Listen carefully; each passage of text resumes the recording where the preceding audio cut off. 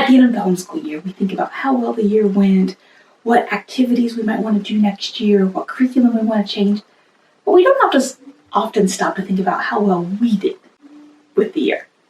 In our role as the homeschool mom, as managing the house, and managing all the other parts of being a mom. So today I thought I would share with you evaluation of myself and how I did this year and what I might want to change next year, and maybe inspire you to do the same. Why is it important to evaluate ourselves? Well, thing is, so much about our homeschool life success is really dependent on us. You can have the best curriculum, but if you're not making it work effectively, it's not going to be a fit. You can have the worst curriculum, but if you make it set it up for success for the year, you're going to have a good one. And the balance of all the things that we have to manage, there's a lot. And so evaluating that and making sure that you are doing the best, that it's all working for you and that you're working it, that's going to be a key component of the success of your homeschool. Now, I am using my homeschool end of the year evaluation pack. And if you'd like to get your hands on it, it is on sale through June 15th for just $249. It's there's 12 pages in it. You evaluate yourself and your kids and your home. And there's a questionnaire in there for your kids to talk about how they did for the year. The link for that will be down there, as well as the code for the sale price. So I went through two of the pages in my pack. One's evaluating myself and the other one's evaluating my home. And I thought I would share with you a few of the things that I picked out as the things that I think I did well with and the things that need to change for next year. So one thing I did really well was staying on top of things for dual enrollment for my daughter. There were not a lot of different pieces I had to piece together for this, but there were enough with deadlines. And so obviously if I mess this up, well, that affects a lot of things. So back in beginning of January, I sought out when they would have parent information meetings. We have 3 different community colleges around us that we could attend. So I sought out those. I made sure to clarify after the meetings when the deadlines were, what exactly needed to be done. I got the transcripts completed and everything, emailed, all of that on time.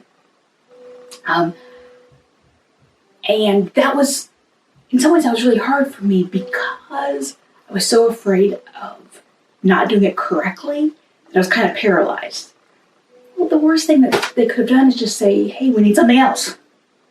Not so hard, but I was letting that fear of perfection, of not being perfect, hold me back. So I gave myself a big congratulations for that one. Something else I think I did well last year, and I've talked about this, we would do history and science after lunch. All our independent stuff in the morning and then those after lunch. And it seemed like a good schedule. But the thing is that sometimes after lunch, and I'm sure some of you can relate, things kind of go haywire. Kids get caught up playing outside at lunchtime, or something comes up I need over lunch and I feel it feels time urgent, that kind of thing. And then it doesn't get done. So this year I moved it to 11 o'clock. So we would do it for the hour before lunch. And it worked out so well. Now, what that meant, usually that hour, if I didn't have any kids that I was directly working with, that hour would be like them for free learning type of thing. Well, we just moved that to the afternoon. Because if that got missed, well, that was easier. Not so urgent. So this was a big thing for us, this simple time change. And actually, I realized it last year when I was doing this evaluation, that would be an easy fix. And it worked. So, yay me. Gotta give ourselves a congratulations when we can. Let's see. Now, area I need to improve. On Friday afternoons, ideally, and it's hit or miss, I like to spend about an hour, hour and a half in the afternoon time doing anything from that we've been able to do. So any grading, updating, inputting grades into transcripts for my daughter, and then preparing for the next week, printing things out, making sure my planner's up to date, ordering library books, anything like that I need to do. I like to spend Fridays doing that. And this year it was hit or miss. So I was thinking about how I could do that well.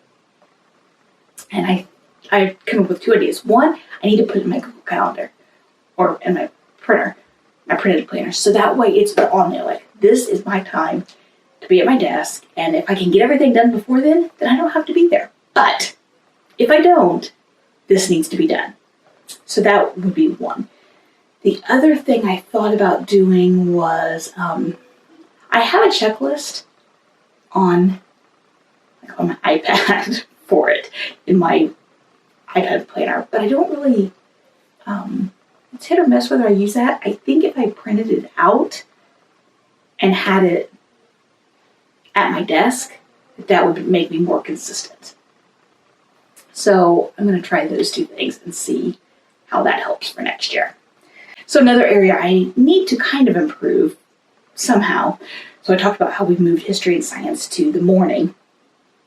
But then that afternoon time, as I said, would sometimes get missed because it was just free learning. And if they were outside playing or whatever, I didn't want to make them come inside. So that I do want to stay consistent with. But,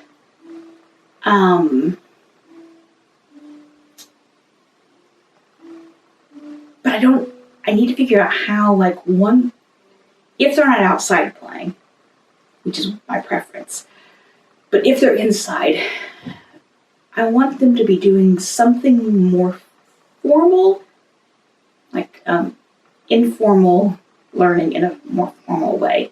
I don't even know if that makes sense.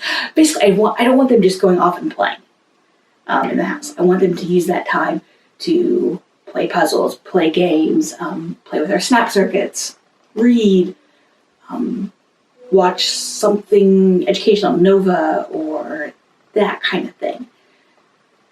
So I need to figure out how to do that, how to set that up well.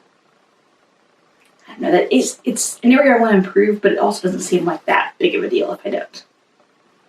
As far as the house, another area I did well with was just generally keeping things picked up-ish to my standard. Honestly, I am not a great housekeeper. I've definitely improved over the years. And, most days I would welcome anyone into my home without hesitation. As long as they don't look at my floor. We have 3 pets, and so my floor is always bad. But so as far as just general pickup, staying on top of laundry, meals, I always planned my meal, or almost always planned my meals, cooked the meals that I planned. So generally just that kind of level stuff around the house, I think I did really well with that this year. But deep cleaning stuff did not happen very consistently at all this year. And so I would like to be better about that. Part of this was an excuse, but part of why I was was that I expected that we'd be moving now. And so I thought, well, we'll just do a lot of that when we move out and everything's out of my house. Well, now we're not moving. And so now I need to tackle all those things. We've never lived in a home for this long. We just hit 4 years. And so some of those deep clean things we just always did as move out projects, and because we moved every 1 or 2 years. So that's something I need to do better with. Another area I did well with was I very consistently completed my morning routines every day. The year before, I struggled to get that done every day.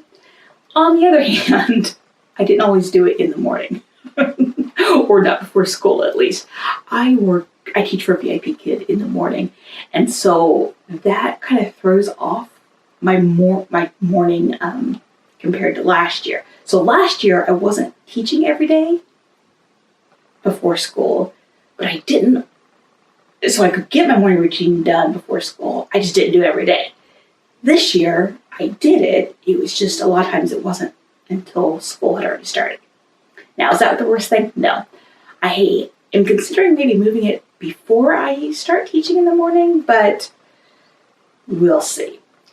I keep the morning routine pretty simple. I have just 5 things that I do. I'll put a card up there, and I'll link it down below, my video about my morning routine. So yeah, I keep it simple, and I'm doing it each morning, just not necessarily before school. And one more area I need to improve on next year is caring for myself.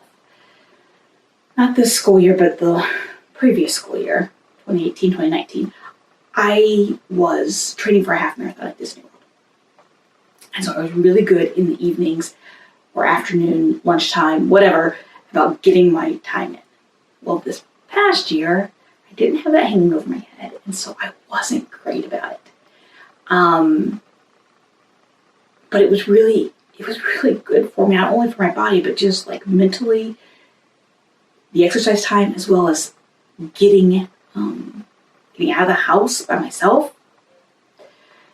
So this year I didn't have it hanging over, and so sometimes I felt like, I don't know, you know what I mean, like kind of feel selfish sometimes for taking time for yourselves,